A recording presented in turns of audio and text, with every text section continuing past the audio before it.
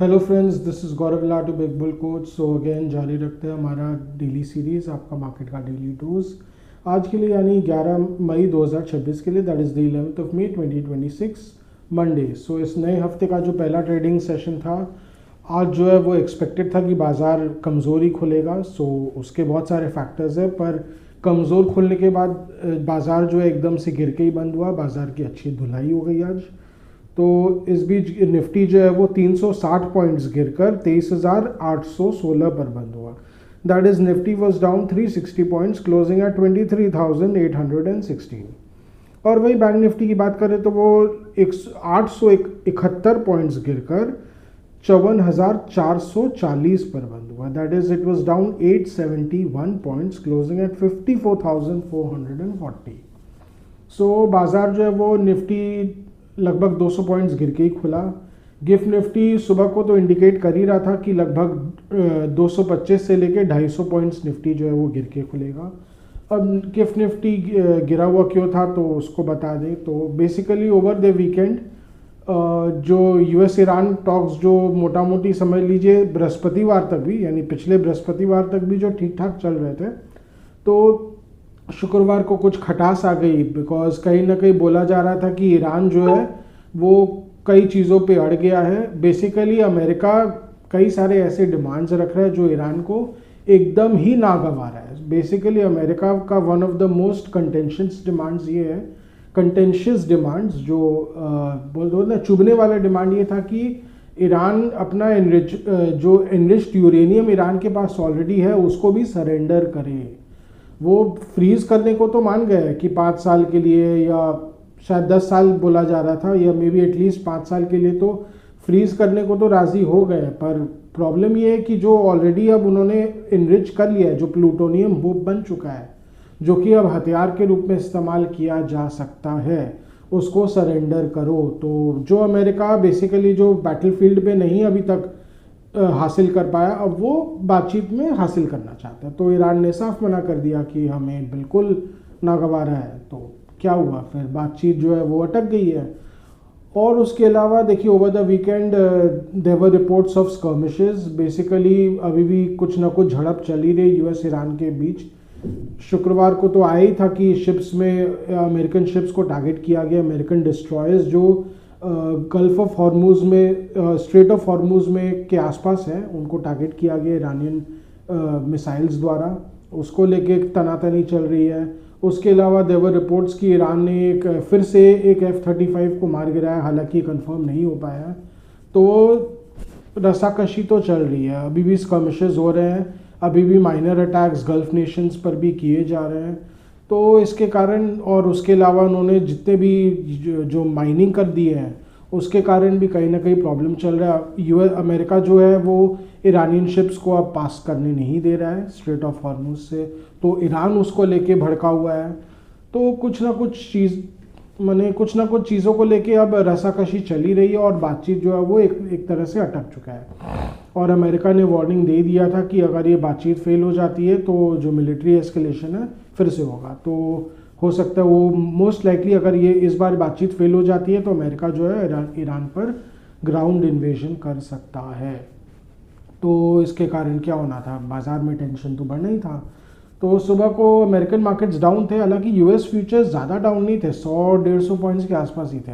पर ज़्यादा पिटाई तो एशियन मार्केट्स की हुई थी। तो जो जापान का जो निके है वो 2% से ज़्यादा गिरा हुआ था। वहाँ का चाइना का जो हैंगसेंग, हांगकांग का जो हैंगसेंग इंडेक्स है वो भी लगभग 2% नीचे था। तो खटाई में तो आई गई थी ना, बेसिकली एशियन मार्केट्स को तो भोगना ही पड़ा। इस बीच गिफ्ट निफ्टी भी है, उसकी भी पिटाई हो गई। तो गिफ्ट निफ्टी तो एक बार ऑलमोस्ट 270 पॉइंट्स तक गिर गया था, थोड़ा सा रिकवर किया। सो pre opening indicated that anyway गिर के ही खुलेगा मार्केट, वैसा ही हुआ। गिर के थोड़ी सी रिकवर करने की चेष्टा की मार्केट ने, बट एकदम वो ऐसा हो ही नहीं पाया, मार्केट गिरते ही चला गया। मैंने Nifty anyway opened below 24,000 and it went below 23,900 to 23,850 at the morning low. फिर वहाँ से अच्छी रिकवरी है। अगर आप चार्ट्स में देखें तो रिकवर करते करते कहीं ना कहीं सेलिंग एग्जॉशन आ गया था, नो डाउट। एक बार ऑलरेडी इतना गिर जाता है तो फिर कोई बेचने ही नहीं आता है। पैनिक सेलिंग एक बार आ जाता है तो उसके बाद थोड़ी थोड़ी शॉर्ट कवरिंग भी आती है। जिन्होंने शॉर्ट्स कैरी किए होंगे फ्राइडे को, इनकी 2 बल्ले बल्ले थी तो वो भी कवर करने आई हैं। तो कहीं ना कहीं उस बीच अगर आप देखें तो 24,000 तक निफ्टी रिकवर किया। और हाँ, उसके अलावा मार्केट में तो कई और चीज़ें भी फैक्टर थी। अब देखिए, रविवार को प्रधानमंत्री मोदी जी ने 2 बातें कही थी बेसिकली। एक तो भारतीयों को ज़्यादा सोना खरीदने से मना किया उन्होंने। बेसिकली यही बोल रहे कि जितना ज़रूरी हो उतना ही खरीदे, और जो डिस्क्रेशनरी स्पेंडिंग ऑन गोल्ड है, गोल्ड ज्वेलरी एंड ऑल, वो बंद कर दे फिलहाल के लिए, कम से कम 1 साल के लिए। तो उन्होंने बोला कि अभी बंद कर दे, बिकॉज कहीं ना कहीं इससे फॉरेक्स पे इंडिया के जो फॉरेन एक्सचेंज रिजर्व्स हैं उन पर बहुत प्रेशर पड़ रहा है। उसके अलावा उन्होंने बोला कि नॉन एसेंशियल ट्रैवल बंद कर दे, फॉरेन ट्रैवल बंद कर दे, और ये फॉरेन ट्रैवल कम से कम करे। उसके अलावा शादियों, अगर उन्होंने ये पहले भी ये बात दोहराई थी और फिर से दोहराई है कि आप रिसेप्शन, शादियों के जो रिसेप्शन विदेश में हो रहे हैं वो ना करें, भारत में ही करें, कहीं ना कहीं विदेशी मुद्रा बचाने के लिए। सो बेसिकली और उसके अलावा जो नॉन एसेंशियल ट्रैवल इवन आपका डोमेस्टिकली भी उन्होंने आग्रह किया कि आप मत करें। और उसके अलावा अब वर्क फ्रॉम होम को फिर से इंकरेज किया है। तो अब ये सब चीज़ों के कारण देखिए कहीं ना कहीं ज्वेलरी स्टॉक्स की तो पिटाई होनी ही थी।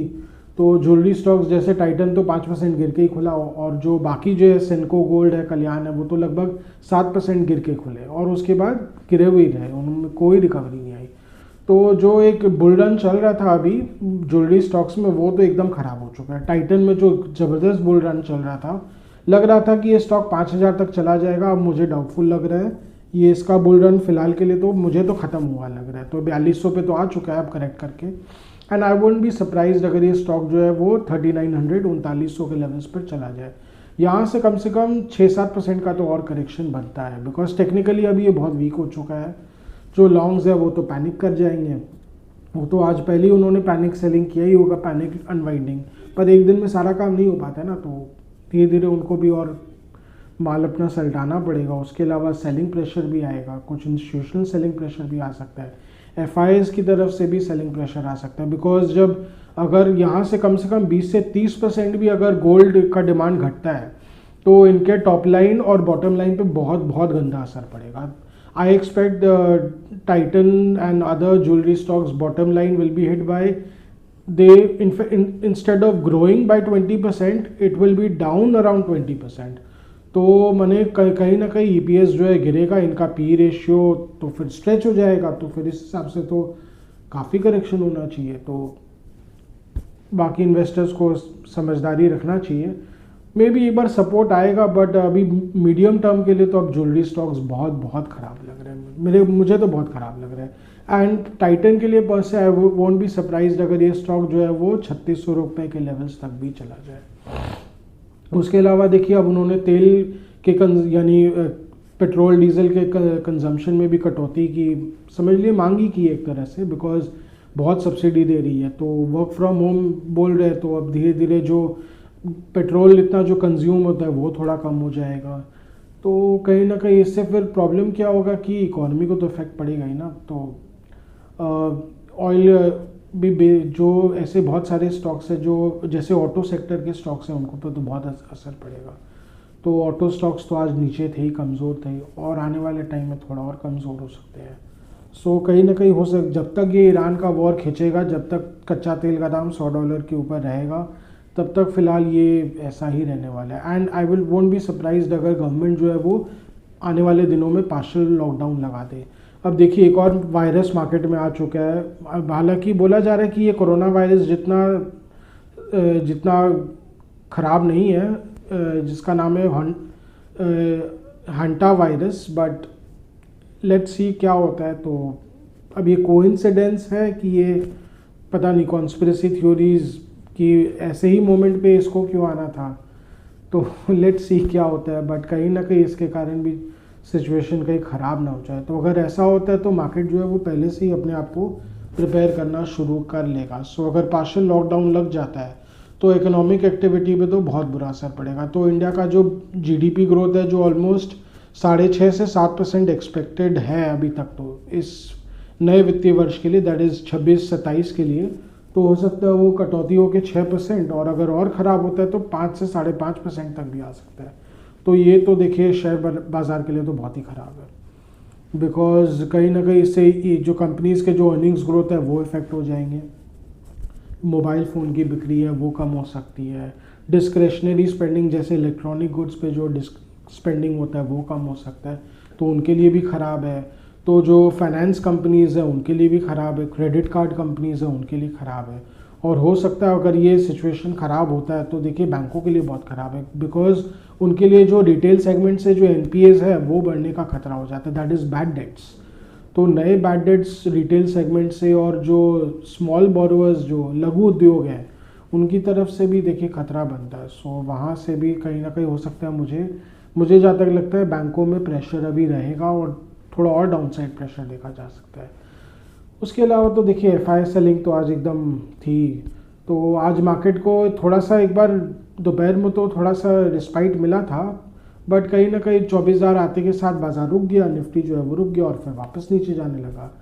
तो कहीं जो लास्ट में इतना ज़बरदस्त सेलिंग देखा गया it was mainly due to HDFC bank. उसके अलावा भारतीय एयरटेल है वो काफ़ी कमज़ोर हो गया, आज 3% गिर गया, रिलायंस इंडस्ट्रीज़ 3% गिर गया। तो इसके कारण भी देखिए मार्केट का थोड़ा चाल ख़राब लग रहा है। खाली एफएमसीजी और फार्मा को आज छोड़ दिया गया, पर मुझे लग रहा है अब कल को ये भी नहीं बच पाएंगे। एफएमसीजी में बता दूं फिर से बोला जा रहा है कि जितने भी मेजर एफएमसीजी कंपनीज़ है वो फिर से प्राइस हाइक कर सकते हैं अराउंड 3 to 4% अपने प्रोडक्ट्स की। तो अगेन इससे थोड़ा बहुत कंजम्पशन डिमांड में असर तो पड़ेगा ही ना, खास करके जो डिस्क्रेशनरी स्पेंडिंग है एफएमसीजी में लाइक बिस्किट्स है वो थोड़ा बहुत इफेक्ट हो सकता है। तो ये सब देखिए कहीं ना कहीं बाजार के लिए थोड़ा चिंताजनक तो है, फंडामेंटली देखिए थोड़ा बाजार के लिए तो ख़राब है। तो एफआई सेलिंग तो आज दबा के आए, तो निफ्टी जो है वो अब टेक्निकली वीक ही लग रहा है। तो 23,900 के जो निफ्टी नीचे गया तो 23,810 तक आ गया, so technically it is very weak. और उसके अलावा जो गिफ्ट निफ्टी अभी लगभग 50 पॉइंट्स और नीचे है because of the weakness. FIIs ने तो लगभग 8,000 करोड़ का माल बेचा है, जबकि आज कोई मेजर ब्लॉक डील नहीं हुआ था। तो उसके अलावा ग्रो और 2-3 शेयर्स है जहाँ पे मेजर ब्लॉक डील्स एक्सपेक्टेड है, तो उसके कारण तो मार्केट पे और सप्लाई प्रेशर आ जाएगा। सो ये सब बाजार के लिए ख़राब है और आई वोंट बी सरप्राइज अगर और 2 ट्रेडिंग सेशंस में निफ्टी जो है वो 23,550 तक आ जाए, which is the immediate major support level. अगर उसके भी नीचे चला जाता है तो 23,125 का तक तो आना बनता है निफ्टी को। सो अभी निफ्टी में और डाउनसाइड है, उसमें कोई डाउट नहीं है। बीच बीच में देखिए डीआई बाइंग प्रेशर के कारण थोड़ा बाजार ऊपर बढ़ सकता है, पर प्रॉब्लम ये है कि नीचे तो लेने आ जाएंगे, ऊपर कौन लेने आएगा? ऊपर तो कोई लेने ही तैयार नहीं है ना। 24,000 के ऊपर एफआईएस भर भर के बेच ही रहे हैं, प्यार से बेचे जा रहे हैं। एचएनआईस थोड़ा बहुत ले लेते हैं, डीआईएस थोड़ा बहुत ले लेते हैं, बट कितना लेंगे वही प्रॉब्लम है। सो निफ्टी इज़ हेडेड डाउनवर्ड्स। बाकी अगर यूएस ईरान कॉन्फ्लिक्ट जो बातचीतें फिर से शुरू हो जाता है तो मैं भी थोड़ा बहुत रिस्पाइट आ जाएगा, पर अब मुझे लग नहीं रहा कि बाजार उस पर ज़्यादा भरोसा करेगा, क्योंकि बार बार भरोसे का अगर खून हो जाता है ना तो फिर बाजार अब उसको माफ़ नहीं करता है। So people won't take it seriously. America की तरफ से भी सीरियसनेस की कमी है और ईरान की तरफ से तो देखिए है ही, वो तो साफ बोल रहे कि वो अमेरिका के आगे नहीं झुकेंगे। तो ईरान का जो आयतुल्ला रेजीम है उसको कहीं ना कहीं अमेरिका एकदम ठान के रखा है। मुझे जहाँ तक लगता है कि उसको गिरा के ही मानेंगे वो।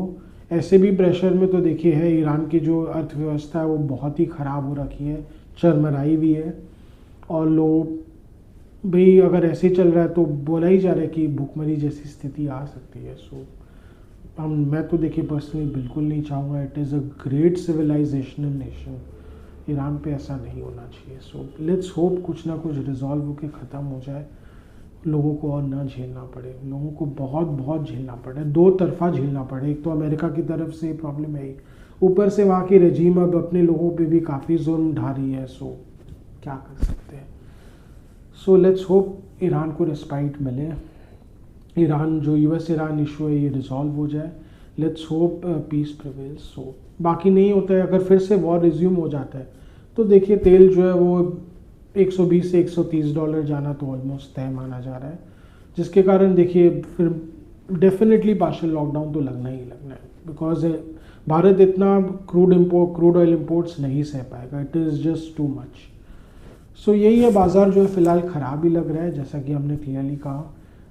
मेजर इंडिसेस ख़राब ही लग रही है, मेजर सेक्टर्स अब ख़राब लग रहे हैं एक्सेप्ट फॉर फार्मा में भी, बाकी सारे सेक्टर्स तो वीक ही लग रहे हैं फ़िलहाल। हाँ, और उसके अलावा टेलीकॉम में आज बता दो, टेलीकॉम की आज अच्छी पिटाई हुई। देखिए आज जब से वोडाफोन को गवर्नमेंट ने फॉर्मल एक तरह से मैं कहूँगा बेल आउट ही दिया है एक तरह से, तो जब से वोडाफोन को एक नियर बेल आउट मिला है गवर्नमेंट की तरफ से, टेलीकॉम मिनिस्ट्री की तरफ से, तब से आप देख रहे हैं भारती एयरटेल और रिलायंस पे भी नेगेटिव असर देखा जा रहा है। अब बात यह कि जो वोडाफोन एयरटेल को, वोडाफोन आइडिया को मेजर रिस्पाइट मिला है, इसके कारण क्या होगा, वो फिर से बैंक से फंडिंग ले पाएंगे। Most likely they will be able to attract equity investment also. तो अगर 50,000 करोड़ का कम से कम इक्विटी और डेट इन्वेस्टमेंट वो जुगाड़ कर लेते हैं तो they will provide major competition. Already major शहरों में उनका जो 5G है वो एक्टिव हो चुका है, तो हो सकता है वो पैन इंडिया 5G एक्टिवेट कर लेंगे, तो धीरे धीरे अब वो फुल ऑन कंपटीशन देने में सक्षम हो जाएंगे भारती एयरटेल और जियो को। तो जियो जो समझ लीजिए ऑलमोस्ट मोनोपोली या डुओपोली वो इन्जॉय कर रहे थे, वो तो देखिए ख़त्म हो जाएगा।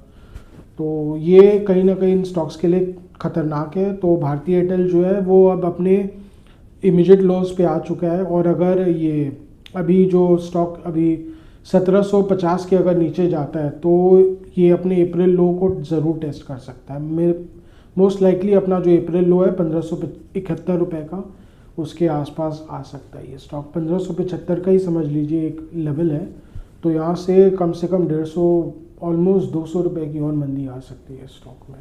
सो भारती एयरटेल के लिए चीज़ें अच्छी नहीं लग रही है, रिलायंस के लिए भी थोड़ी ख़राब लग रही है, पर भारती एयरटेल के लिए टेक्निकली देखा जाए तो चीज़ें, अगर डेली चार्ट्स में देखें तो चीज़ें ख़राब लग रही है। सो आज किसी तरह अपने इमीडिएट लो पे तो होल्ड करके रखा था स्टॉक ने, पर मुझे खतरे की घंटी लग रही है। सो अगर इन स्टॉक्स में जो बहुत ज़्यादा लॉन्ग हो रखे हैं उनको थोड़ा केयरफुल रहना चाहिए। It is likely headed for a bear market now. So यही था मोटा मोटी आज का लेखा जोखा। आज का हमारा डेली व्लॉग यहीं तक रखते हैं। आशा करें कि आपको हमारी डेली व्लॉग्स अच्छी लग रही हो। Do like, share and subscribe to our channel, to hit the bell icon for regular update on our videos. अगर आपको कुछ स्टॉक स्पेसिफिक जानना हो, या मार्केट के बारे में कुछ जानना हो, या सेक्टर स्पेसिफिक कुछ जानना हो, तो please write in a comment section. Will get back to help you in any way possible, as much as possible.